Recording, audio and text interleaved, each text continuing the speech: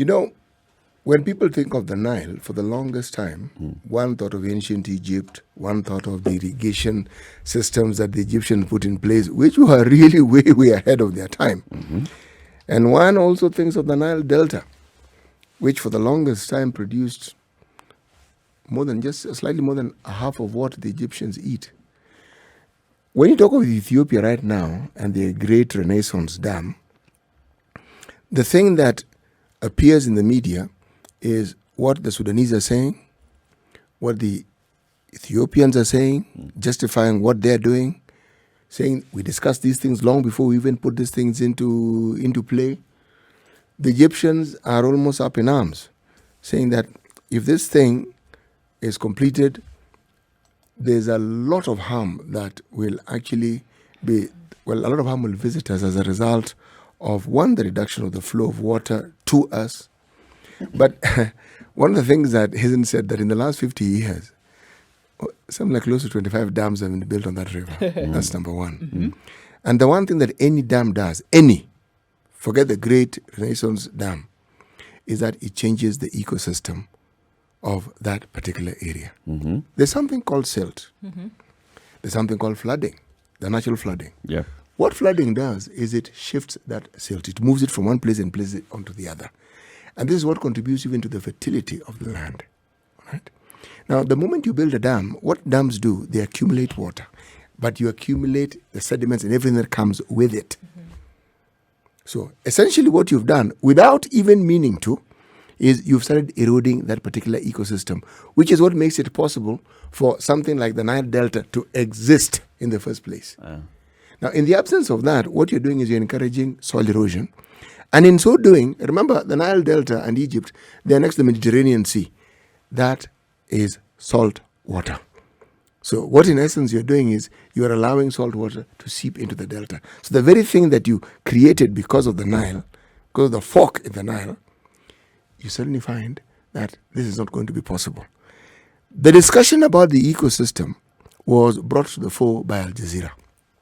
And they had actually commissioned some scientists to talk about this and to look at it. And they brought this, and to them, this seemed to be the thing that ought to be focused on. The latest news when the Ethiopians were asked whether their dams were actually filling faster than the scheduled time, because apparently, if the dam fills slowly, it doesn't really interfere with the flow. If it fills fast, then it most certainly does. That's very basic logic. But they said, no, we've had heavy rains. I think there are 4 seasons of rains. And the rains around this area, we've actually had lots and lots of rains. Now, there's a back and forth and back and forth and back and forth. Now, the Ethiopians argue that with this dam, they're going to meet their electricity needs, the power needs, to the point where they'll be able to not just export, but they'll probably be the largest exporters of electricity or power in this region.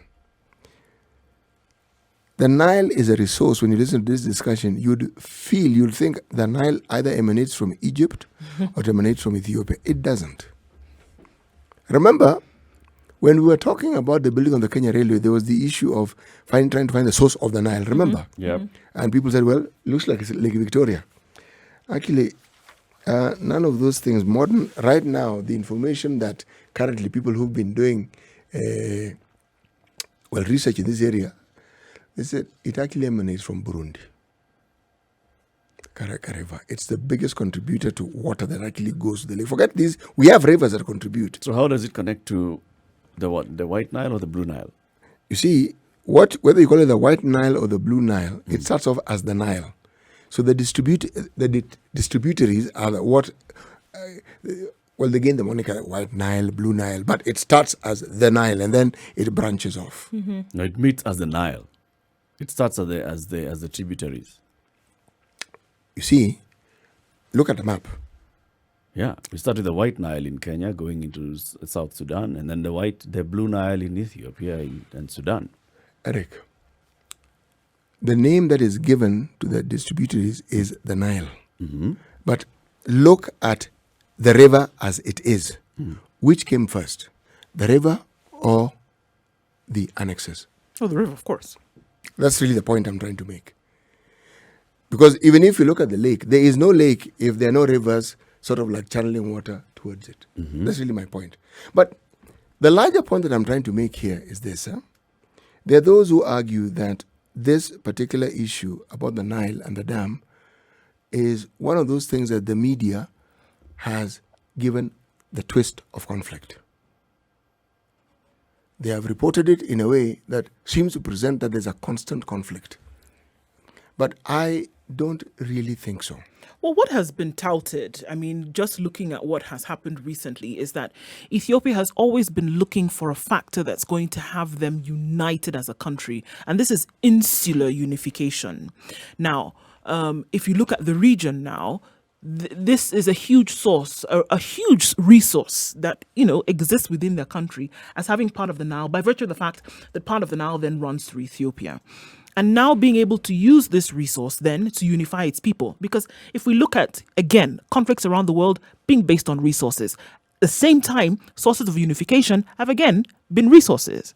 And this is what the government of Ethiopia is trying to use in this case by the construction of this dam, to then say, with the construction of this dam, easily the largest in Africa, or what it's been touted to be, is that people's livelihoods then would improve within the country of Ethiopia, and then that would give them a much needed foothold that they've always been seeking in the region as a power source. I mean, they've been seen as, a country that has been able to build on peace initiatives and being stable in that sense. So this would be another opportunity for them to lay an even deeper foothold in the region by virtue of the fact that they were able to do something that then was bent on the resources and livelihoods of their people. Now, what they're saying in this case, in some quarters, is that Egypt, now fiddling with that, then stops them from being able to do this for their people. And then it hinges on sovereignty of the nation of Ethiopia. Ask the question, which country does the largest part of the Nile pass through? Is it Egypt, is it Ethiopia, or is it Sudan? It's the Sudans, if you think about them. If you look at the geographical area of Sudan, yes. Now, the reason I'm asking this question is you hear louder voices coming from Egypt and Ethiopia. It's a tussle between the two. Yes, but you see, there's one little thing here. What is the greatest source of fresh water in Egypt? The Nile. Do you hear Kenya getting involved in that discussion? Kenya, we're only a contributor to the Nile. Precisely. We raise noise because we're talking about, we are not allowed to do anything with this. It's a common resource, really. With this water. Because the people who have the right to use the water are Egypt and Sudan. According to the treaty that was signed without our say-so, God knows how long ago, okay, this is also not a media construct, it's a fact. Okay, but whether you like it or not, geographically, we have a portion of the lake. Yep. Do you hear Uganda kicking a fuss? No.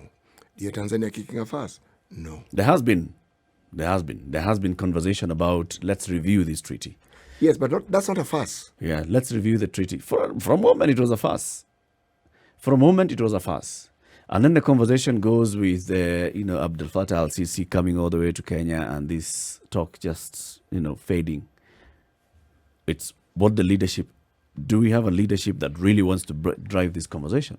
And that's where the differences emerge. When I was thinking about this, I kept asking myself, where does the AU fit into all this? Because I would have assumed that they would have taken a very central role in the discussions about these things, because the dam was not built in a week. It wasn't. There was a lot of conversation about this. There was even dates. July is the month that that Ethiopia had said we're going to start filling the dam in July 2020. Yes. All right? It's going to take us either between 5 and 15 years to fill this dam. Now the conversation is, how fast do you fill the dam? So the ship has already sailed in terms of, are you going to build the dam or not? No. That one is out. It's done. It's now, how do we control usage of the resource in that dam? How do you fill it up? And I think that whole tussle that we keep seeing in the media about, like now even the latest one is Egypt is saying we're not going to just watch as you fill up the dam. And the Ethiopian minister saying, this is not even us filling the dam. It is rainwater. It's just rainwater that's just going into the dam. We haven't started filling up the dam. Chill. relax. And then Sudan We says, have not done anything. You're complaining. Sudan says, we have seen satellite imagery that you guys are filling up the dam. So there's a proper conversation that is happening here. And the good thing is that it's not yet acrimonious. It's acrimonious, Eric. How so? You see, when something gets that loud, I could argue that a lid is being put on the acrimony. Any discussion about the Nile, especially where the Egyptians are concerned, it's always acrimonious. Because to them, it's like a matter of national security. It's not just at water. It's livelihood. Oh, hey. I have never read of anything that touches on the Nile that the Egyptians have not approached, meaning on a war footing. It comes, they don't sort of like talk softly. They start from the very top. They start from the top. And then come down slowly. The reason I'm saying it's not acrimonious is we haven't started hearing any war talks. These are two large militaries that we're talking about. The Ethiopian military with over 1 million soldiers. Yes. Egyptian military with all its resources. Acrimony is when you start talking about the two governments talking about. Yeah, but Sudan is in the middle somewhere. Yeah. And Sudan is on the side of Egypt because it's one of the beneficiaries and users of the Nile. If it was acrimonious and those two, because they are speaking with one language, and they started now saying that, we have allowed troops to come in from Egypt to cross over into Sudan, and we are joining forces, and we are going to bring down that wall. You know, the way I see it, and why I keep insisting that there's acrimony, if you were part of a negotiation that took place and you didn't think carefully or read carefully between the lines, and you suddenly find that this thing that you agreed on or this thing that you supported isn't quite working out the way you want, what do? Do you accept and say you made a mistake? No, of course not. I mean, when it comes to you're dealing with issues of diplomacy then between states, there's a certain je ne sais quoi that you must hold between that one that you must present before other nations that stacks up to your sovereignty. So you're not going to backtrack on things that you said before. It's going to make you look, a little fuddled if you look at it. You're still on je ne sais quoi. Interestingly, is it one word? No, it's just 4 words. Je ne sais quoi actually means I don't know what. There's a certain thing about it that would look odd should you backtrack on any statements that you've made that would apply to some kind of state sovereignty. And then if you did that, you would look rather ridiculous. Backtracked on what you said. When there's talk of building, it's a situation. It's Kenya's biggest conversation. We are discussing regional issues now. The big dam in Ethiopia, the Grand Ethiopian Renaissance Dam, and the politics that is generating around that region with Sudan, with Egypt, and also with the other countries that contribute to the waters in the Nile. This dam that has generated so much heat but no power yet for Ethiopia. It's a project that began in 2011, and there has been a lot of back and forth about, the issue now is when the government of Ethiopia should start filling up the dam and when it should stop. And then when it's full, the dam, how much water are you guaranteeing that you're going to be releasing to go downstream? And this is where Ethiopia is refusing to commit. According to a story by the BBC posted 3 days ago, it says the false impression is that filling up the dam will be like filling up a bath and that Ethiopia can turn on and off a tap at will. That's not the case. The reservoir behind the dam will fill naturally during Ethiopia's rainy season, which began in June and will last until September. Given the stage that the construction is at, there is nothing that can stop the reservoir from filling to the low point of the dam. So that is a natural process. As it began over the last couple of years, 9 years or so, when they were constructing this dam, they were doing everything else around the Blue Nile until now they went into covering up the area of the Nile so that it's covered and starts flowing. It starts collecting water. When it's full, this will create a lake that stretches 250 kilometers. Huge lake, the largest. The issue that Egypt and their friends in Sudan have, because they almost entirely rely on the Nile for water needs, their concern is that in most years of the filling, they have no guarantee of a specific volume of water coming down the Blue Nile into Sudan, into Egypt. Because this thing is just being built at the border with Sudan. You know what is even strange? If you look at the map of the three countries, you'll find the part of the Nile that is actually in Ethiopia covers the smallest area. The bulk of it is in Sudan. Yep. Then it is in Egypt. But this is why, you know, I was thinking of a parallel to this. So Sudan, basically, I mean, Ethiopia is the source of the Blue Nile. This is where most of the Blue Nile waters come from, Ethiopia. It is. And then they flow into Sudan. They meet with the White Nile. They become the bigger Nile into Egypt. So Ethiopia is basically saying, rain falls onto the ground, forms a river. We just want to use it to generate power. It reminds me of a parallel in this country, and that was the decisions that were made around the port. You see, if you look at just the port, whether it is CFSs, whether it's lorries, whether it's what, the thing that probably doesn't occur to one is that if, say, for instance, when it has happened in areas where they grew sugarcane, suddenly, because of irregular importation of sugarcane, sugar factories died. Let's say you went to a place where they grew tea, and that's the mainstay for most people in terms of employment and livelihood, and you literally uprooted the trees. That would be the parallel. Or you went to communities that are pastoralists, and you killed their cows. Yeah. Because, you see, the maritime commerce was actually the lifeline, and is the lifeline of very many people at the coast. Now, I think for the Egyptians and for the Sudanese, when you've had a resource that has been there for that long, you take it for granted. It's been there. So you've built your lives around it. It's something that you can rely on because it's never gone anywhere. Now, so the moment there's lack of clarity or something has been brought and it seems to threaten, operative word seems. Conflicts. Yeah. Well, Straight up. it is certainly a platform from which conflict can arise. Yet it doesn't need to arise. It doesn't. Historically, that has always been the case. What I've asked is, isn't there a discussion that perhaps we're not hearing about that is taking place? Because was there this much noise when they started, when there was a groundbreaking? Not that I remember. Does anybody remember any noise about it? No. 4 years ago, there was mention, but there wasn't noise. Now, the thing is nearing completion. It's nearing completion. I mean, this thing, and the argument also has been that there are very, very few projects of this nature where due diligence has been done to the degree that has been done with this one. And this is what I'm saying. Look at all of those factors. Number one, you have a resource which is likely to provide,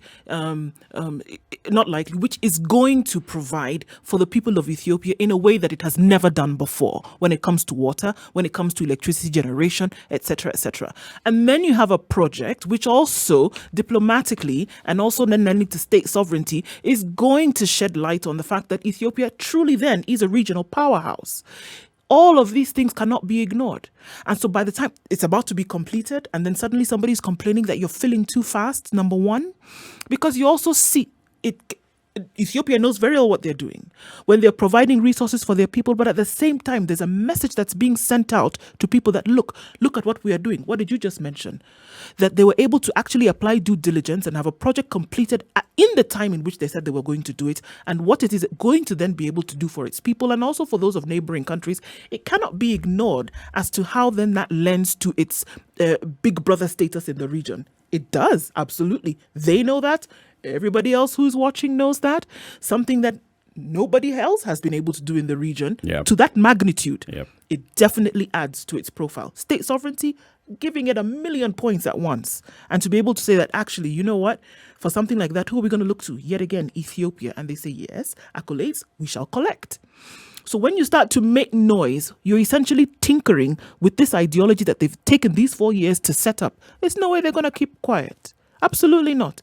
They're going to say, why would you want to play around with something that we've meticulously set aside? It's a whole and we policy. know that this is what it's going to do for us. It's a whole policy by Ethiopia on how they want to develop themselves. And how they want to operate in the region, and They how they want to be seen in the They're region. they saw clearly that their population is going to rise. Their population is going to double. Just like for many other African countries, the population is rising rapidly. And what are we going to do about it? So here's a government that started thinking and doing things about what's going to happen to itself, to the country, right? The very many other reforms, well, yeah, we still have a lot of conflict internally in Ethiopia, but very many other reforms that happen in Ethiopia in terms of opening up the economy, in terms of setting up industries in Ethiopia. All these things were happening. And at the same time, they started saying, all right, so we need power. For us to become industrialized, we must have energy. And where do we get energy? Let's look. We have water. We have this resource we have here. this resource here. We have the other one called the Omo that feeds water into Lake Turkana. Let's work on that. So they build their dams along River Omo. Then they look at this big one and they're like, we're going to start working on this project. They break ground. At the time when they were breaking ground in 2011, Egypt was sort of slightly distracted by the spring, the Arab Spring. Just a little bit. Just a little bit distracted. The Ethiopians just moved on. When these guys are having to come in to start a conversation, the project has already kicked off. And there's nothing that was signed by the British with Ethiopia telling them do not touch this water. No, Unlike no. Kenya and Uganda, Or you can't where there were touch. treaties, Ethiopia, Which was signed on our behalf. Ethiopia, because they were not colonized, they didn't sign anything. So here you you know what are. is of interest, actually, when you think about it. All three countries actually have problems within their countries. Egypt, yes, stable now, but they have issues. They have issues. Sudan has issues. Yep. South Sudan has its own issues, but Sudan, Northern Sudan have the issues. Ethiopia has Have issues. So this Nile conversation, Eric, you don't break ground until you've agreed on certain things. And it's not as though this public participation excluded someone. No. No. The Ethiopians didn't build these things on their own. They brought in other people, other players, people who've done these things before, people who understand how these things must be done. And that conversation, long before even Breaking ground. there were discussions. Yeah. Arab Spring notwithstanding, there were discussions. Why am I bringing this in? I'm saying that sometimes it's something that politicians do very well. If you want to divert your citizenry from the problem that you have internally, you really have to look outside the country. Outside. Yes. So that becomes a focus. We have this problem we need to look at. And by the way, the Nile is a real problem. It is a problem. It's a serious resource, but it's a huge problem for other people. Those that have predicted that the next wars are going to be fought over water and other resources, natural resources. That prediction is not far-fetched.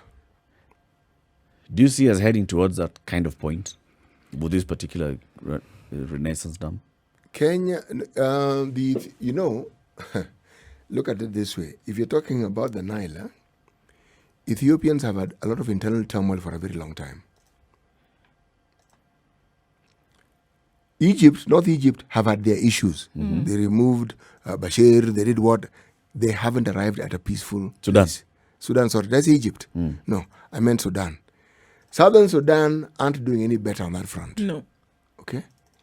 Then you go to Egypt, they aren't doing any better on that front. The benefits that Sudan and Egypt might have as a result of this. Yep. The benefits the discussion just seems to be the benefit for Ethiopia. Yep. Over what they consider a shared resource.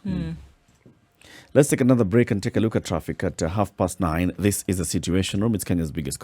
What is it that regional bodies then ought to be doing?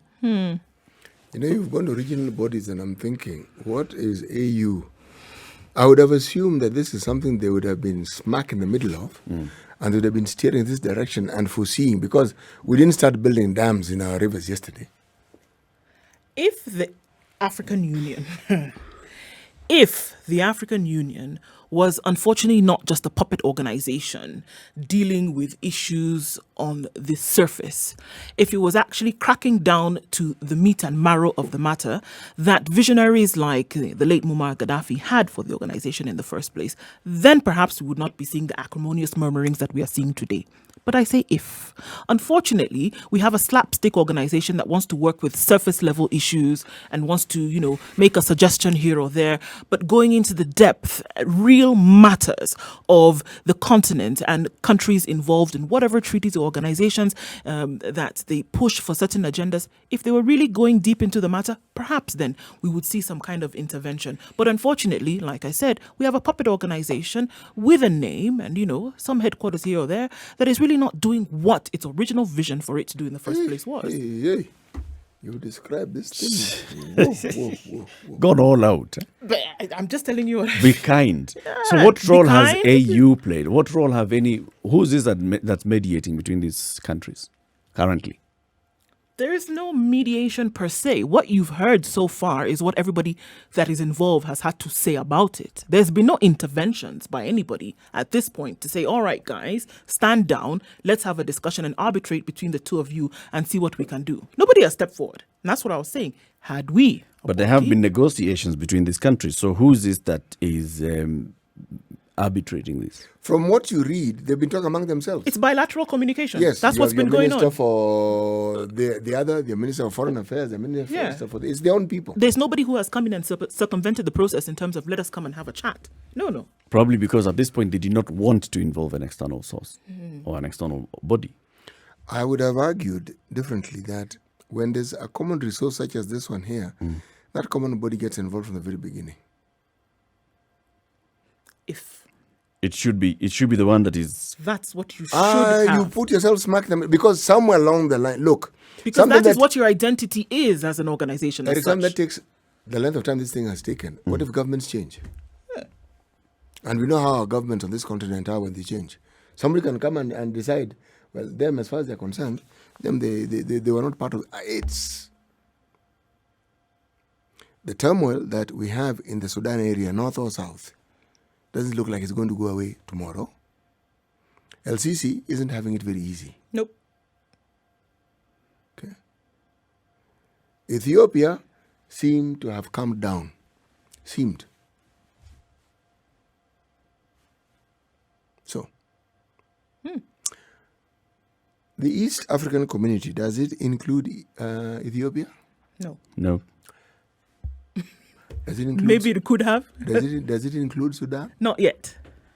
So, it's only AU. That's why I went straight to AU. Yeah. Now, if the AU was not the Tea Party inviting kind of organization By the way, that it is, so there have been some talks, and this is just talks in the month of June, chaired by the current chair of the African Union, South Africa's Cyril Ramaphosa, or with the three countries. Sudan and Egypt said afterwards that Ethiopia had agreed to hold off on filling the reservoir as negotiations continued, and Ethiopians released a statement that made no mention of a delay. All right, what they had agreed. Trilateral talks on the dam resumed earlier this month, with the biggest sticking points concerning how to operate the dam during periods of drought and how to resolve the disputes. This is what is happening, right? Diplomatic sources, the UN Security Council has planned to meet to discuss the objections to the dam raised by Egypt and Sudan. So you see, even the UN Security Council is involved here. The chairperson of the African Union Commission, Musa Faki Mahamat, who was also on Friday's call, said afterwards that the Prime Minister of Ethiopia, the President of Egypt, and the Sudanese Prime Minister had agreed to an AU-led process to resolve outstanding issues. Right? So the AU has already come in and it's already asking them, come on, all right, guys, so your own trilateral talks have not worked. So let's now come in as the AU and lead this mediation process. it would be interesting to see what the result of this mediation process would be, whereby you have a project that already is at completion stage, right? And it is at this point then that a regional or continental organization then gets involved. Wait. When the Spitfire has already begun. The Egyptians took this matter to the UN, you know that? Yeah. They did. Which is why the others are saying, no. Before we go to the UN, let AU be the first port of call. See? Why do you think they took it to the UN first? They didn't know the Why? UN existed. Why? So they know their own local body. They know what would have been or what would have resulted. What? Which is what? Which is maybe just a lack of, kind of laid back approach to issues. Abiy Ahmed already believes and says, yeah, before we go to the UN, why don't we just deal with the AU first? Mm-hmm. Let's actually have this issue resolved locally. at the AU level. Before we go to the UN Security Council, let's have this issue. And that's why we're seeing the president of, the chairman of the AU and the chairman of the AU Commission coming together and saying, all right, so first of all, let's first agree. No date for filling the dam as the beginning of this conversation. And yet the dam is filling. Yeah, they continue. And then Ethiopia said, well, look, we can't, you It's said floods. no date is okay. The dam is already filling, but we are not the ones filling it. It's It's floods. the rain. The rain on the earth, the dam. And it's impossible. By- and Sudan other- is That saying, it will fill. it's not rain. Egypt said no. and It's other not experts, rain. even if it went to the UN, that would be the same It would be story. the same story. Exactly. The issue here is who are they most likely to listen to? They should be most likely listening to the AU.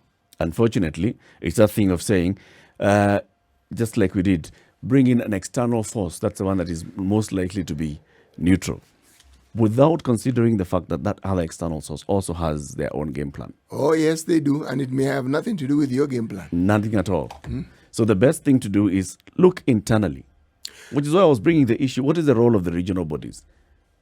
The AU in this particular case comes in very handy and says, this is a matter that it's a matter that we come in and help mediate between the three countries. You know, Eric, there's something you mentioned, and perhaps to get a better perspective. The conflicts that we have, for instance, in DRC. Do you think DRC would have the problems it has if it didn't have the resources it has? No, No, it wouldn't. no. It wouldn't. All those Anglo-Boer wars, Zulu wars, all those things that are fought in South Africa, you think they would have been fought if there were no resources in South Africa? Of course not. So, we are not talking about something that is new. And how DRC is a work in progress. And that situation doesn't look like it's going to end soon, because essentially, DRC looks more to me like a feudal state than anything else. They have provinces which are semi-autonomous, though they actually, if you're semi-autonomous and you have your own little army, well, that sounds to me more like it's autonomous. But there's a larger point here. How is it that resources that traverse the boundaries of countries, do we have examples of countries that have been able to manage this sort of thing without it creating the sort of issues that we now hear arising? As you said, it doesn't reach boiling point, but it's arising. Do we know of examples of countries that have managed shared resources peacefully, amicably? Usually it has resulted from conflict. By the time they're able to share these resources and have an amicable cooperation over those resources, conflict has taken place. Right? And unfortunately, it seems as though conflict is the way to go, then to get you to the place when you realize, hold on a minute, we can actually share this thing and both of us can benefit, simultaneously. But unfortunately, around the world, that's what it has been. The way to bring people to a table is let them fight first. No, I'm not saying that's the way. I'm saying that has been the way. That's how we see it. Even people now who share resources, people who then been able to make an agreement, it has come as a result of conflict, unfortunately. During the problems and the clashes we had 2007, 2008, in the aftermath, I saw something very strange. There are areas we're working in which were in Luo land. But suddenly, there was, and I didn't know, the clinic was in one part of that particular area, the sub-county. Suddenly, in the aftermath, when we were continuing our work, it became an issue. When people said then they cannot go to that clinic. And innocently we asked, why? Why? Said, yeah, but that clinic was built on the land of that particular clan. I thought, hey, but this clinic was not built yesterday. Said, yeah, but most of the people who are employed there also come from that clan. And it's with something that they know that they can't operate within, yeah? Now, there was no wall, there's no fence dividing these two communities. Nothing. So, an outsider like me didn't come from there. As far as I was, they had a clinic. Suddenly they didn't have a clinic. This clinic belonged to that clan. And so the question was, why are you people taking resources to that clan? And I'm thinking, When did this emerge? It has gone beyond the issue of it. So why are you taking it Yes. to that clan? So conflict brings issues. Yes, that had lain dormant. And by the way, when I say they were not going to attend, they stopped literally. It took some very serious mediation. But it opened our eyes to one thing. Being sensitive to understanding dynamics. Don't just go to a lady and think you understand it. Understand it clearly. Ask questions. Find out. And then it also means that these people were already feeling this. I mean, it's not They something were. that was brought They out were. by They were. No. the conflict. No, the conflict simply brought out something that had already existed. It was a trigger. It was a serious trigger. For a long time, they kept, murmuring amongst themselves, this clinic belongs to those guys. Or those Yes. ones would keep telling them, this one is on our side. Mumekuja kwetu. One day, you people also need your own clinic one day. Now, when you open your eyes to that, then you suddenly realize that it is not something that was isolated. No. Suba, for instance, the headquarters of Suba is a place called Sindo. It's not even Mbita. That's where the administrative center is. Now, you'll find that the biggest hospital in that area is not even the one in Sindo or Mbita. They're both big hospitals. The big hospital is in a place called Kisegi. And so I asked, so no, there was a guy who comes from there who was Minister for Health. It's like you're reading a novel. And he went and built this one. Well, there was a government plan, government funding to build a hospital. And at that point in time, when we had these discussions, maybe several years back, Kisegi is like perched on a hill, sort of. The road leading there, God Almighty, you don't want it to rain. So So you have a huge sludge. facility, but accessibility is an Precisely, issue. it's barely utilized.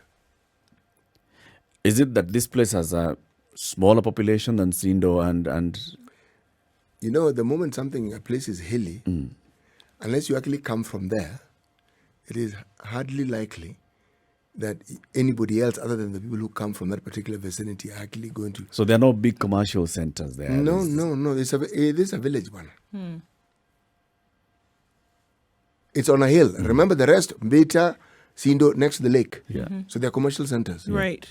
There's no resource on this other side No, that is going to no. attract people to then want to come and either do business there Yes. or live there, as it were. Now- The people who would remain there are the original inhabitants of that area. Now, the person I was told who did that thought he was bringing development to his people. Yep. But ask yourself, that resource is probably utilized well now, but it wasn't the best place to have built that particular resource.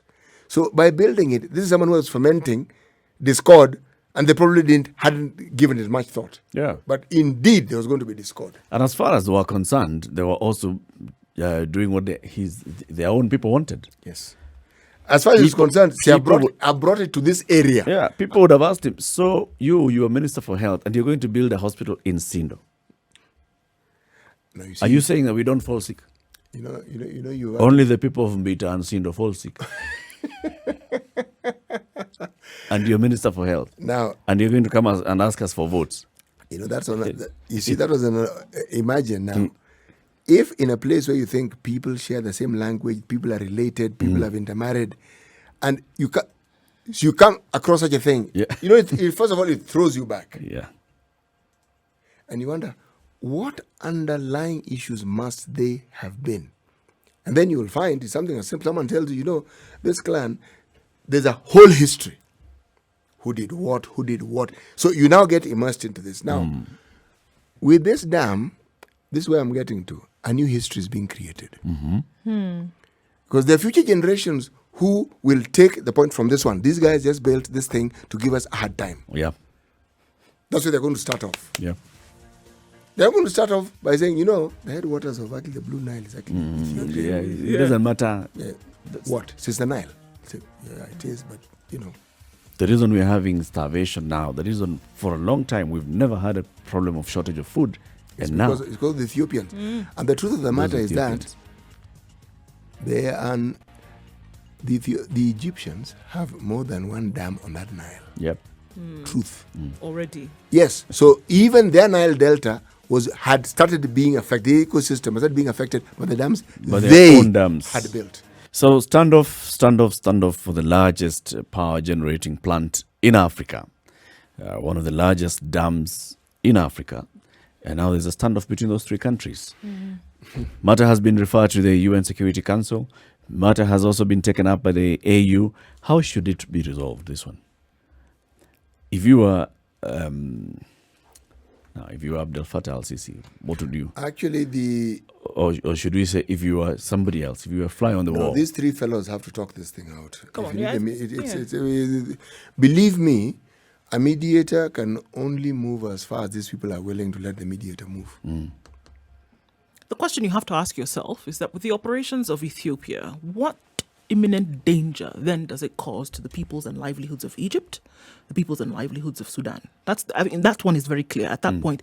Is there anything that they're doing that is going to cause death, that is going to cause famine, that is going to cause any kind of other danger in these other countries? Yeah. When they don't commit Yeah. to how much water they'll be releasing, which is where now Ethiopia is refusing to put up. They're not saying.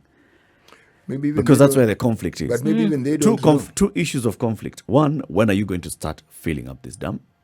When do you expect to When finish? you officially go to start filling this dam, Yeah. and at what pace are And you at going what to? pace? And then, how much water shall you be releasing during the low season? Flood season, of course, we expect Everybody that- has You water. expect a lot of water. is going to come. When it's low season, how much water are you going to be releasing from this dam? And that is where Ethiopia is not really getting committal. The They questions sound have like to come. basic issues. Right. Sound like there should be issues that you just agree. All right, so scientifically, look, during the low season, this is how much water we'll be getting into the dam in the first place. All right, this is how much water we receive on the Blue Nile that will be going into the dam. So this is how much water we need for the first level, the turbines, and then the second level of turbines. As long as we have this, then we can be releasing. Or shall you be saying that during the low season, if it gets to a certain point where the water is X number of cubic meters, then you shall switch off your turbine so that you can release more water. It's a commercial decision and a political decision. For sure. Commercially, because you're entering into contracts with other countries that you'll be supplying power to. Now, you don't want to come to Kenya and say, I'll be selling you power. But no, it will be depending We have power. whether we have water. We even have whether- spare. whether I we think have- within everything, however we choose to look at it, within everything lies an amicable solution if people are just ready to sit down at the negotiating table. And to get people to the negotiating table and to really get them to think with a clear mind usually is the problem. No. Usually is the issue. And if this- you're able to do that, No. at that point when they're having that discussion, it's You know, when these somebody people are will be able to get politicians. them. Of course. Yeah. And this is what I'm saying. No. But at the end of the so then you have to ask yourself the question then is that do they really want to solve the problem? Here They the world do. is clamoring They- and saying solve they the do. issue, solve the issue. They do, but which do is they a want priority? which is a priority for them? I mean, ask yourself, look, I'm El-Sisi. What danger am I facing? Do I actually have immediate danger from Ethiopia? The answer is actually no. No. So where are my real problems from? But how can this Ethiopian issue now help me solve mine? Yeah. I am one of those generals in Sudan. What do I consider to be a big problem? Again, it's not Ethiopia. But how can this Ethiopian dam help me solve my problems here? Because the problems I have at home are real. So how do you find a middle ground in all this? The Ethiopians found a solution to their problems. By building this dam, we can bring our They've people solved together. so many things. Yeah. You can bring our people together. We take a leg up the ladder in terms of regional affairs and regional politics and become the poster child for development and such. Sorted. Southern By Sudan this don't dam. seem to be a problem because, you see, you become a little thorn in the flesh if there's some cohesion, and so right now they are busy sorting that one out. So they're fully occupied. They're busy, a bit busy at the moment. Maybe South Sudan should actually start talking about putting up their own dam. Now that would make for some genuinely interesting conversation. Because now the noise would be really loud. Yes. The Nile that flows through the South Sudan There's a lot of Nile. big enough. No, to there's a lot of put up Nile. a couple of There's a dams. lot of Nile. There's a lot And of South Nile. Sudan needs power. South Sudan, first of all, needs peace. South Sudan just needs to operate from for a while without much issue. Those things are not difficult to sort out once you know if you're getting along together. But if you still have murderous thoughts towards each other, it becomes a bit It difficult. becomes an issue. No. But The question I want to ask Eric is this. You know, we're watching these things happening to our neighbor and our neighbors, because these are our neighbors. Even Egypt may appear like they're not really that far. No. Now, how do we ensure that we ourselves don't forget we don't have other nations bothering us, but we have enough bother among ourselves? But I don't think, as far as our leadership is concerned, we are very far removed from that particular issue. No. There's nothing to learn and there's nothing to actually garner from all that. After all, it's Ethiopia and Egypt. And we know Ethiopia is not around the corner. And we know Egypt is definitely not even around the other corner.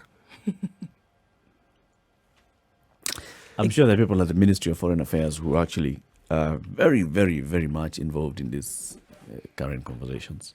Very much involved. Eric, you're a man of faith. I am sure there are. You are a man of great faith. Actually, there would be. Among the markets for that power is Kenya. Eric, we have more power than we can utilize. Currently, that's what they say. But we have more power than you could possibly use. No, looking at we future do. needs or future. just like would be Ethiopia, an I think issue Ethiopia for doesn't many have enough people. power currently. They do have enough power currently, but they're looking at future. No, they don't have enough power currently. With all the dams that they have built along No, the they Omo, don't they have have enough enough power power currently. to power their Currently, power no, plants. they don't. You see, the power isn't for people to be using in their houses. It usually has to do with For the plants you industrial, have. yes. For industry And the and plants yeah. are the same kind of thing. That the reason why we're even having all these, the Amu power plant with the coal and all, is because of looking at what is our expected demand in X number of years. Shall we meet it? Shall we not? Anyway, we're coming to the end of the show. Thank you very much for tuning in this Monday morning on the Situation Room, Kenya's biggest conversation. CT, now is a time for you to tell us what these monkeys were doing. I think Ndu actually go to the heart of the matter without even realizing it. Even in the most unusual and the ugliest of situations and bizarre situations, if people are willing to actually arrive at a solution and come to one mind, you can. You see, we don't regard monkeys or that particular family of primates, we regard them as pests. They eat your maize, they eat your plants, they bother you. And so when somebody calls you a monkey, it's not complimentary. Usually it's an insult of the highest possible order, which means if you're talking about the origin of species, you haven't evolved that much yourself. So hence the comparison. Something that society doesn't regard very highly, and saying that even they have things of beauty. Even this animal that you don't regard highly.